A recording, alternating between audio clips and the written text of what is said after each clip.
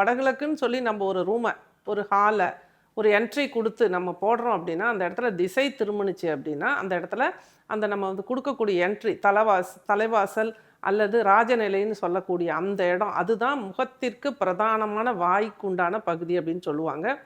உடலும் நம்மளோட வீடும் ஒன்றுங்கிற கான்செப்டில். அப்போ அந்த இடத்துல வந்து டிகிரி பார்த்து கரெக்டாக ஆய்வு பண்ணி அந்த இடத்துல ஒரு பிளான் கொடுத்து வீடு கட்டுறது சிறப்பு. அப்பார்ட்மெண்ட்லலாம் இதுக்கு வாய்ப்பு கிடையாது. அப்போ அந்த இடத்துல என்ன பார்க்கலாம் ஜென்ரலாக அப்படின்னா, வடக்கும் கிழக்கும் ஓப்பனாக இருக்கணும். இந்த பிரபஞ்சம் தெரியணும், வெட்ட வெளி நமக்கு தெரியணும். அப்போ வடக்கில் ஒரு ஜன்னல் இருக்கா, கிழக்கில் ஒரு ஜன்னல் இருக்கா, வடக்குலேயும் கிழக்குலேயும் பொது சுவர் இருக்கா இல்லாமல் இருக்காங்கிறத அப்பார்ட்மெண்ட்டில் பார்க்க வேண்டிய ஃபஸ்ட்டு ரூலு. அதே மாதிரி நம்ம ஒரு பெரிய அப்பார்ட்மெண்ட்டு நிறைய இங்கே வந்து ஒரு பிராண்டடாக இருக்கும் இல்லைங்களா, அந்த மாதிரி அப்பார்ட்மெண்ட்ஸுக்கு மொத்த அப்பார்ட்மெண்ட்டுக்கும் என்ட்ரி எங்கே இருக்குங்கிறது ரொம்ப ரொம்ப முக்கியம். அதுவும் கவனிக்கணும் அப்பார்ட்மெண்ட்டை பொறுத்த வரைக்கும். ப்ளஸ் வந்து நம்ம ஒரு சைட்டு வாங்குகிறோம் அப்படின்னா, இந்த மாதிரி வடக்கு திசை எத்தனை டிகிரி திரும்பி இருக்குங்கிறத பொறுத்து அந்த இடத்துல பிளான் போடணும்.